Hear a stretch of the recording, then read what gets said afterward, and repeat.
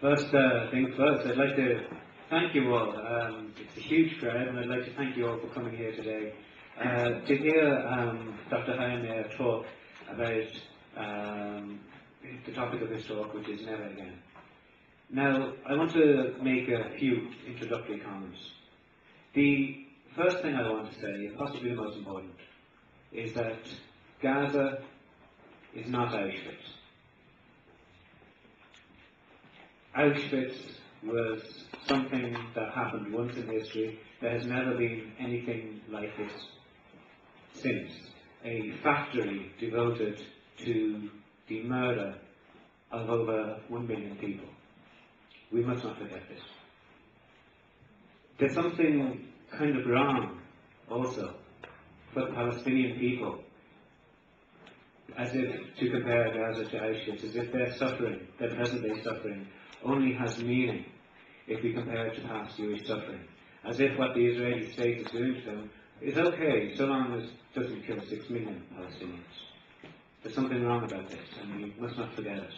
There's also something wrong with the idea that the Palestinian people, who have been dispossessed of everything, of their land, of their homes, and of their freedoms, they should at least be allowed to own their own suffering and to understand it and to express it and to overcome it within the terms of their own experience. Having said that, there is a link between Gaza and Auschwitz, and the purpose of the meeting here tonight is to talk civilly and courteously to each other about this link. The first person we'll have speaking will be Dr. Hajo Meyer from Gaza, who will be sort of framing Dr. Hajo Meyer's talk, talking about the situation in Gaza. Next up, Dr. Hajo Meyer will be speaking about his own experiences, and then I'll open the floor to questions and answers, and during that time, Sarah Kirshner from the International Jewish Anti-Zionist Network, who's helping organising this event, will speak about the work they're doing.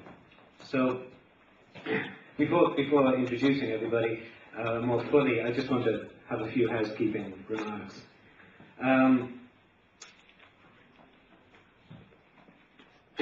Irish people, of course, we've got a tradition of being courteous and civil. When Dr. Meyer was speaking over in London, there were some people there who were booing him, who were heckling him, who were starting chants, who, when he was speaking of his experience in the camp, were going, boring. These were Zionists whose interest in the Holocaust begin and end to where they can justify an apartheid state in the Middle East. Such actions, of course, will not be tolerated here, and I trust nobody will be engaging in them. Equally, I'm sure there are people here who, shall we say, don't agree with the aims and the objectives of the Ireland-Palestine Solidarity Campaign, and during the questions and answers, they're very welcome here. And during the questions and answers, their questions are also very welcome, and I expect everybody to treat them with civility and courtesy as well. So, the hotel has been receiving a few emails from London, and they're taking the security situation seriously, but I don't think there'll be any issue here. So, to start off with the introductions of people, I'll first start off with myself. My name is David Landy, and I'm the chair of the Ireland-Palestine Solidarity Campaign, and it's a great honour to have our guests here today. The first guest who I'd love to introduce, I'd love to turn, I don't know my left and my right, I think this is my right. I'd love to turn to my right and introduce Dr. Hajo Meyer. Someone a lot of us here know. He's from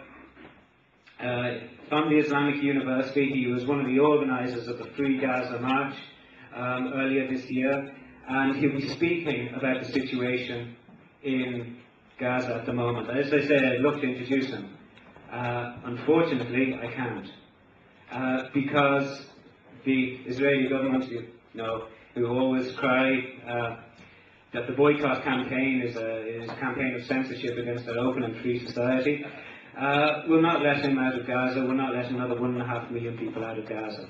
We tried to set up a video link with him, but because there's so many car shortages in Gaza, we couldn't have a reliable video link. But instead what he's done is he's recorded a 15-minute video, a specially dedicated 15-minute video for the meeting here tonight. And so the first speaker is Dr. Hajo Meyer. Thank you very much.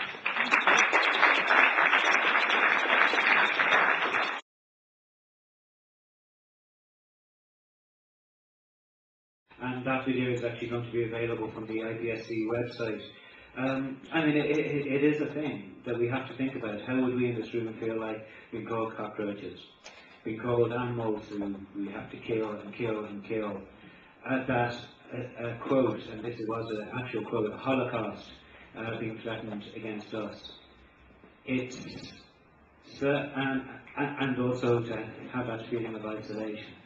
So this is something obviously which will come up in the questions and answers.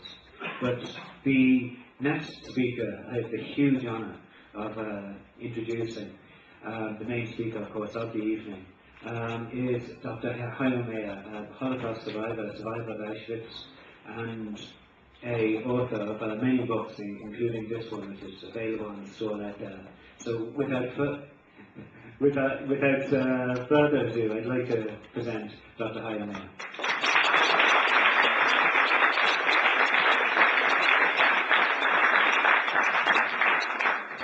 Thank you very much. I want to start with to say that every word Hajo said is, I'm 100% with him.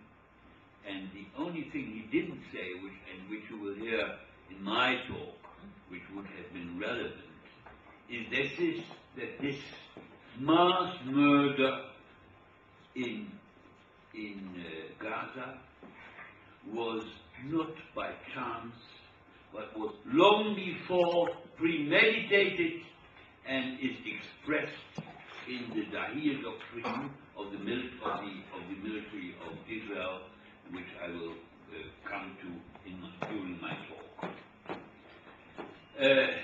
The idea which saw to it that I would be here today gave me a different theme than he had, because we could talk about the terribly shameless treatment of the Palestinians by the Israelis and tolerated by the EU and United States. But they gave me different talk, so I will come to these themes too. But the title of my talk is "The Misuse of the Holocaust for Political Purposes."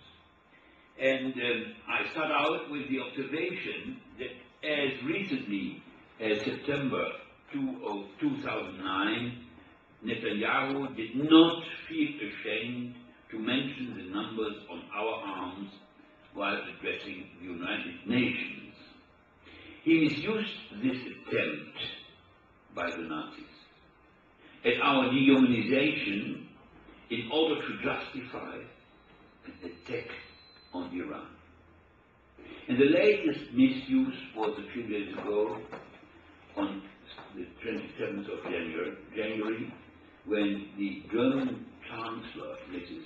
Angela Merkel, and Shimon Peres thought it tactful and useful and right to think, and mind you, that Peres is the father of the atomic bomb of Israel.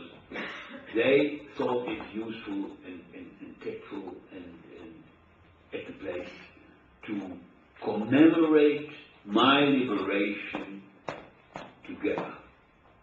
And if I'm appalled about it, I can say that. Why is this